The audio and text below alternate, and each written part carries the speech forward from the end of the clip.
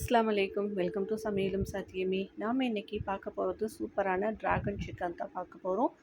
இதை நான் எப்படி செஞ்சேன்ட்டு பார்க்கலாம் வாங்க. 300 கிராம் அளவு போன்லெஸ் சிக்கன் எடுத்திருக்கேன். எடுத்துகிட்டு இதே மாதிரி நீளமாக கட் பண்ணி வச்சுருக்கேன்.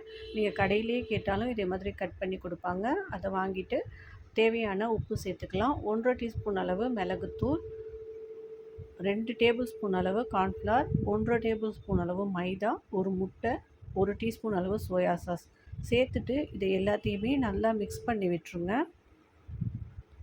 இது ஒரு 10 நிமிஷம் அப்படியே வச்சுருங்க, இருக்கட்டும். 10 நிமிஷத்துக்கு பிறகு அடுப்பில் ஒரு கடாய் வச்சுட்டு, நான் நான்ஸ்டிக் கடாய் தான் வச்சுருக்கேன். வச்சுட்டு கொஞ்சமாக ஆயில் விட்டுக்கோங்க. ஆயில் விட்டு இதை டீப் ஃப்ரை தான் பண்ண போகிறோம். ஓவர் ஃப்ரை பண்ணிடாதீங்க.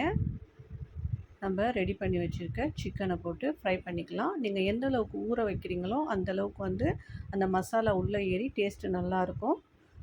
குறைஞ்சது ஒரு 10 நிமிஷம் வைங்க. உங்களுக்கு டைம் இருந்தால் ½ அன் ஹவர் கூட வச்சுக்கலாம். இதை 2 சைடுமே ஃப்ரை பண்ணி எடுத்துக்கலாம். லைட்டான கோல்டு கலர் வந்தால் போதும்.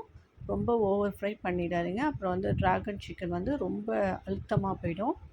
பாருங்கள், இந்த அளவுக்கு செவந்தால் போதும். நான் திருப்பி போட்டுக்கிட்டேன். அந்த சைடும் இதே மாதிரி லைட்டான கோல்டு கலர் வந்த பிறகு நம்ம இதை எடுத்துக்கலாம். இதே மாதிரியே எல்லா சிக்கனையும் நான் ஃப்ரை பண்ணி எடுத்துக்கிறேன்.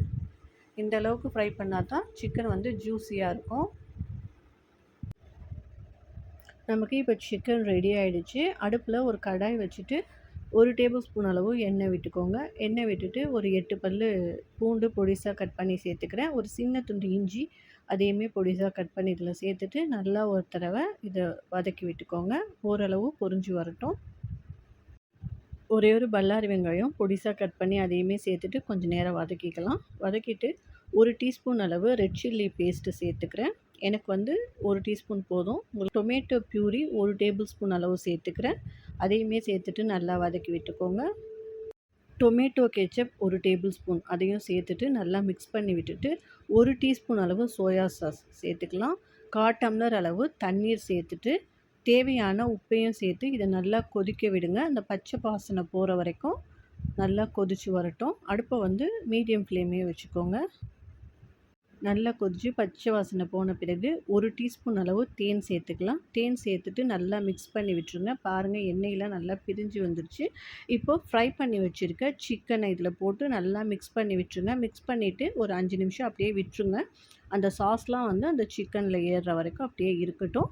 இப்போ சிக்கன் ரெடி ஆகிடுச்சு. நம்ம ஒரு பிளேட்டுக்கு மாற்றிக்கலாம். பிளேட்டிங் பண்ணிக்கலாம். ஒரு பிளேட்டுக்கு மாற்றிட்டு வெள்ளை எள் இருக்குல்ல, வெள்ளை எள்ளை மேலே அப்படியே தூவிடுங்க. அதுக்கும் மேலே ஸ்ப்ரிங் ஆனியன் இருந்தால் ஸ்ப்ரிங் ஆனியனும் போட்டுக்கோங்க. என்கிட்ட ஸ்ப்ரிங் ஆனியன் இல்லை, போடலை. நீங்கள் இருந்தால் போட்டுக்கோங்க.